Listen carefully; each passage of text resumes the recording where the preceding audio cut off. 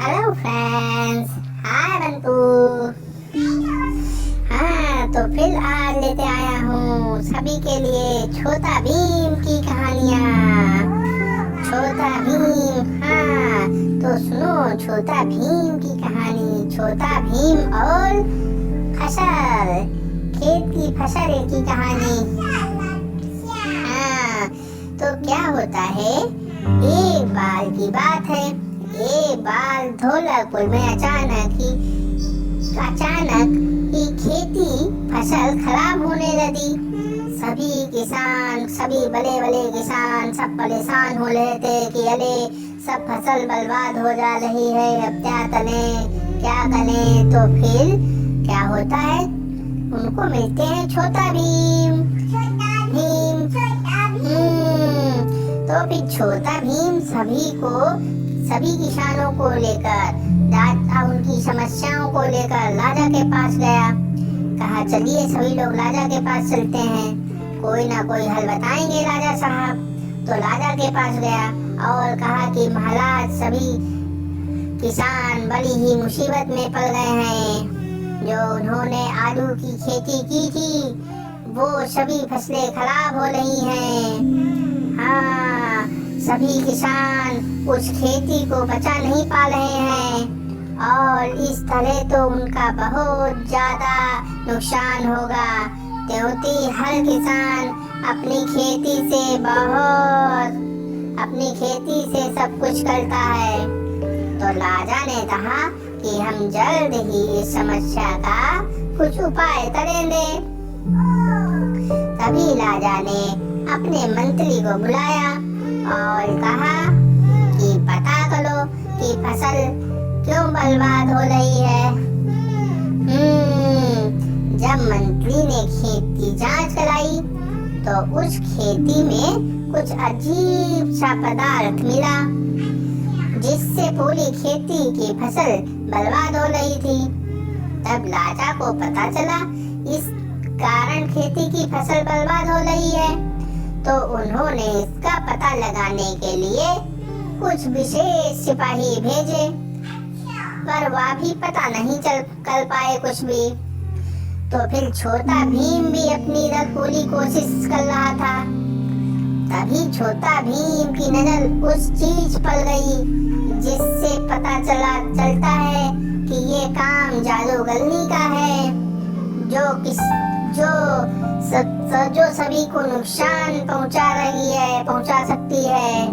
हाँ, और वो हमारी खेती को नुकसान कर रही है और आलू की फसल बर्बाद हो रही है। तो फिर इस समस्या का समाधान करने के लिए छोटा भीम पहाड़ी बाबा के पास गया। ये पहाड़ी बाबा रहते हैं पहाड़ी के ऊपर। हाँ, तो उनका नाम है पहाड़ी बाबा। तो वो पहाड़ी बाबा के पास गया और उनसे सारी बात बताई कि ये परेशानी है बाबा। तो उन्होंने कहा कि इस पहाड़ी के पास एक ऐसा फूल है जिसको तुम तोड़कर अपने खेतों में डाल दोगे। तो फूल को तोड़कर और उसको पानी में डुबो देना है और फिर डुबो के उसका पानी जो होगा उसको सब जगह छिड़काव करना होगा तो तुम्हारी फसल अच्छी हो जाएगी। तो फिर इस फूल को तुम्हें सबसे पहले तोड़ कर लाना होगा और फिर बहुत सारे पानी में मिलाकर उसका छिड़काव करना होगा।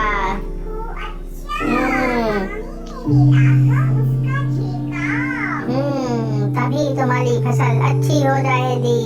फिर छोटा भीम उस फूल को तोड़ कर ले आया और फिर सारी फसल में मिलाना छिड़काव करने लगा।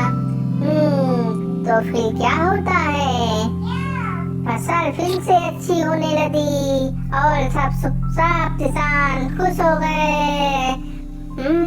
राजा ने भी भीम को धन्यवाद दिया और कहा कि तुम ही होनहार हो जो तुम्हारी वजह से किसान काफी खुश हैं।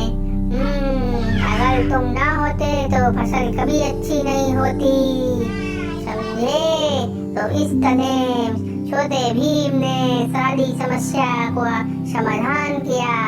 सभी किसान खुश हो गए। सब बोलो कैसी लगी कहानी? हाँ, तो ऐसी ही कहानी सुनते रहो औलादे। एक और सुनाता हूँ, छोटा भीम और पली की कहानी।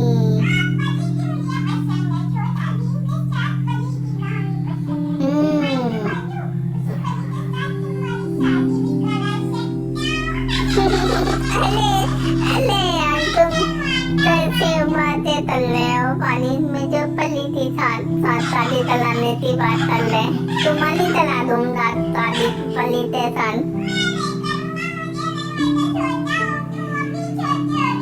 छोटे हुआ, तुम्हें छोटे हो तो छोटी पली ला दूंगा तुम्हारे लिए, शादी कर लेना। तो चैतनो कहानी फिर। छोटा भीम जब लाजू को देखता है, वह उदास लग रहा था, तो छोटा भीम कहता है कि तुम्हें कोई परेशानी है? मगर लाजू कुछ नहीं कहता है। छोटा भीम समझ जाता है लाजू कुछ छुपा जरूर रहा है। छोटा भीम उस जगह से तो चला जाता है, मगर लाजू पर नजर लगता है। चुप्पे चुप्पे से देखता लेता है कि आखिर लाजू क्यों परेशान है। वह लाजू को देखता है। लाजू एक गुफा के पहुंच जाता है। छोटा भीम बाहर ही रहता है। अब छोटा भीम समझ गया था कोई अंदर है। छोटा भीम ही अंदर जाता है। तो लाजू छोटा भीम को देखता है और वह डर जाता है, मगर छोटा भीम कहता है कि तुम्हें डरने की जरूरत नहीं है, मैं किसी को नहीं बताने वाला हूँ। तब लाजू कहता है यह घायल पली है, यह उड़ नहीं सकती है। तुम्हें मैं इसलिए नहीं बता रहा था, उस जगह पर कालिया छुपा था। तब छोटा भीम समझ जाता है उसने मुझे क्यों नहीं बताया है। तो छोटा भीम कहता है कि अब हमें इसे जल्दी ही ठीक करना होगा, उसके बाद ही यह उड़ सकती है, मगर यह बात किसी को पता भी नहीं चलनी चाहिए। फिर अगले दिन छुटकी भी आ जाती है। उसे भी पता चलता है क्योंकि वह छोटा भीम का पीछा करके आई थी। यह बात तालिया तक भी पता चल जाती है, चली जाती है। हाँ, तालिया को भी यह बात पता चल जाती है क्योंकि वह भी उनका पीछा करते आया था। कालिया कहता है कि यह पली है, अब यह मेरे लिए धन का माल बन सकती है। हाँ, इसको देखने के लिए मुझे अच्छा धन मिल सकता है। वो सोच रहे हैं कि इसको देखने लोग आएंगे, उनसे पैसे लेंगे, सबसे टिकट लगा देंगे कि 10 रुपए टिकट पली देखने के लिए, तो पैसा कमाऊंगा। मगर छोटा भीम कहता है कि यह ठीक नहीं है, कि यह घायल है, इसे मदद की जरूरत है। मगर कालिया सुनता नहीं है। इस पर छोटा भीम उसे सबक सिखाता है, मगर यह बात यहीं पर पूरी नहीं हो सकती थी क्योंकि कालिया कुछ लोगों को लेकर आ रहा था। वो लड़ाई करने के लिए, फाइट करने के लिए कुछ लोगों बुला के लाए थे। अब परी को लेकर चले जाते हैं क्योंकि जब कोई उसे नहीं देख पाएगा तो वह बच सकती है। कुछ दिन बाद वह परी ठीक हो जाती है। छोटा भीम पूछता है कि आपको क्या हुआ था। वह परी कहती है यहाँ पर एक जादूगर है जो मुझे पकड़ना चाहता है, उसने मुझे घायल कर दिया था। ये बात जादूगर ने उसने घायल कर दिया था, वो उसे पकड़ना चाहता था, फिर उसने मुझे घायल कर दिया था, मगर अब वह ठीक है, वह उड़ सकती है, वह छोटा भीम और उसके दोस्तों को एक छड़ी देकर जाती है, जिससे उन्हें जब भी मदद की जरूरत होती है वह उड़कर आ सकती है।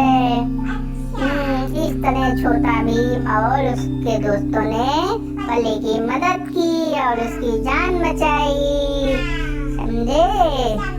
हाँ, तो ये थी कहानी छोटा भीम और पली की कहानी, छोटा भीम लाजू पली की कहानी। हाँ, तो एक और सुनाता हूँ कहानी। ढोलकपुर में होने जा रहा है क्रिकेट मैच, छोटा भीम और क्रिकेट मैच की कहानी। तो क्या होता है, ढोलकपुर में राजा ने दूसरे नगर के राजा को क्रिकेट मैच रखने के लिए कहा कि आओ हम लोग क्रिकेट मैच खिलवाएंगे एक दूसरे राज्य के खिलाड़ियों को। और एक साथ में एक पत्र भी दिया कि अगर यह मैच हो जाए तो हमारे बीच जो गलतफहमी है वो धीरे धीरे दूर हो जाएंगी। हाँ, तो राजा ने कहा ठीक है, हम आपकी बात मान जाते हैं और इस मैच को मंजूरी देते हैं।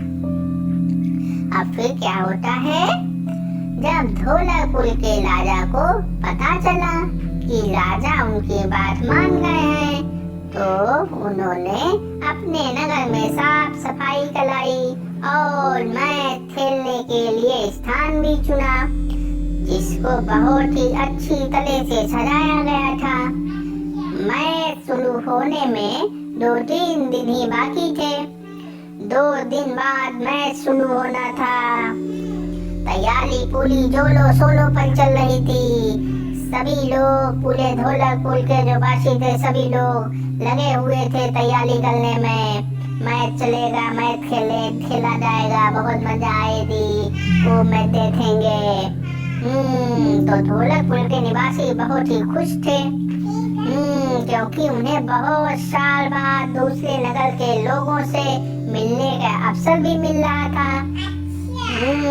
लेकिन दूसरे नगर में कुछ लोग ऐसे भी थे जो यह नहीं चाहते थे कि दोनों राज्य आपस में मिले। इसीलिए उन्होंने एक योजना बनाई कि जिसमें वो अपने नगर के राजा पर हमला करेंगे और सारा ढोलकपुर पर चला जाएगा। हाँ, तो 2 दिन बीत गए और राजा अपने साथ बहुत से उपहार लेकर आए। ढोलकपुर के लिए आज बहुत ही खुशी का दिन था, क्योंकि आज मैच होने जा रहा था। विजेता टीम को बहुत अच्छा पुरस्कार मिलने वाला था। पुरस्कार में सोने का गोला मिलेगा जो भी टीम विजेता होती। अब क्या होता है, हाँ, जब कुछ लोग जंगल के रास्ते से आ रहे थे और वो योजना बना रहे थे कि हम उस पेड़ पर चढ़ जाते हैं और तीर जलाकर राजा पर हमला कर देंगे और ढोलकपुर में लड़ाई हो जाएगी। जब वह इस तरह की बातें कर रहे थे तो उधर से भीम निकल रहा था। यह बात वो सब सुन लिया उसने, और उसने भी ये योजना जल्दी से बनाई। भीम कुछ अपने दोस्तों को बुलाने चला गया और यह योजना अपने राजा को भी बता दी।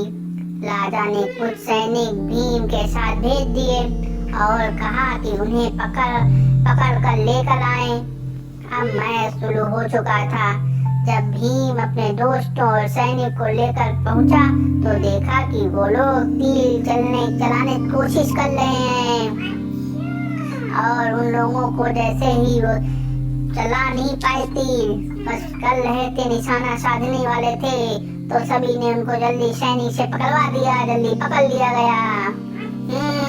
और फिर राजा के सामने लेकर आ गए और राजा ने से कहा कि यही लोग हैं जो आपस में सभी को लड़ाना चाहते हैं। राजा ने कहा कि इसका फैसला मैच के बाद होगा। इन दोनों की खबर मैच के बाद ली जाएगी। और ढोलकपुर की टीम जीत गई और दूसरे नगर के राजा की तरफ से सोने का गोला मिला और फिर उन लोगों को 100 कोड़े लगाए गए। सभी के साई लाई आई अब नहीं कभी तलूंगा ऐसा चिल्लाते रहे, लेकिन कोड़े तनातन उनके पलते रहे।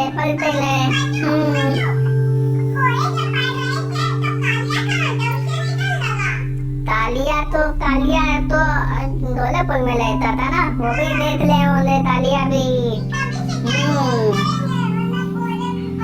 हाँ, फिर दोनों नगर के राजा खुशी साथ में भोजन किया और बहुत सारी बातें भी की। और फिर राजा तो फिर क्या होता है, तो बहुत सारी बातें की, दोस्त हो गए, एक मिले, गले मिले। दोस्त तो फिर रिश्ते में तो एक दोनों में अच्छा रिश्ता हो गया, दोनों राज्य में। सब मनमुटाव उनका दूर हो गया। हाँ तो दोस्तों, कभी कभी गलती छोटी होती है मगर हम उसे बड़ा मान लेते हैं और फिर आपस में गलतफहमी हो जाती है। इसलिए कोई भी फैसला लेने से पहले सोचें, जरूर सोचें। तो कहानी पसंद आई हो तो लाइक, शेयर, सब्सक्राइब करिए और ऐसी ही मजेदार कहानी सुनते रहिए। और दूसरी क्या बात रहती है, अपने आसपास सफाई बनाइए, पेड़ लगाइए, पौधे लगाइए। पेड़ है तो ऑक्सीजन है और है तो सब है। पेड़ है तो ऑक्सीजन है, पेड़ है तो जीवन है। Save water, save nature. Okay friends, bye bye.